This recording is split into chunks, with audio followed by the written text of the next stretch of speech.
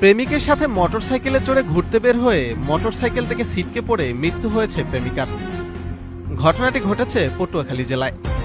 গতকাল রাতে পটুয়াখালীর শাখারিয়া বাস স্ট্যান্ড এলাকায় ঘুরতে গিয়ে প্রেমিকের মোটরসাইকেল থেকে পড়ে যান শেফা আক্তার নামে ২০ বছর বয়সী এক নারী। পরে মুমূর্ষু অবস্থায় তাকে উদ্ধার করে পটুয়াখালী সদর হাসপাতালে নিয়ে আসেন প্রেমিক টিটু, কিন্তু বাঁচানো যায়নি প্রেমিকা শেফা আক্তারকে।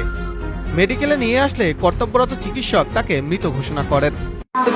আমার রুমমেট আর হয়েছে ও সন্ধ্যার আগে বের হয়েছে, বললে বের হয়েছে যে ও হোস্টেলে তামান্নার সাথে দেখা করতে যায়, এইটাই বলে বের হয়েছে। আর আমরা তো ডিউটি করে গেছি, অনেকেই ক্লান্ত ছিলাম, সবাই ঘুমাইছি বিকালে, তারপর আর বলতে পারি না ওইভাবে।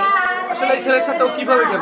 আমি জানি না, ওই ছেলেরা চিনিও না, কখনো দেখিও না, আর আমরা চিনিও না, সোজা কথা। কারণ ও সন্ধ্যার সময় বের হয়েছে একটা বইলা, এখন যদি নিজের রুমমেটই বের হয়েছে যে ও রুমমেটের সাথে দেখা করতে যায়, পরে যদি ও মনে করেন এরকম একটা মৃত্যুর সংবাদ শুনে রুমমেটে, তখন তো মানুষ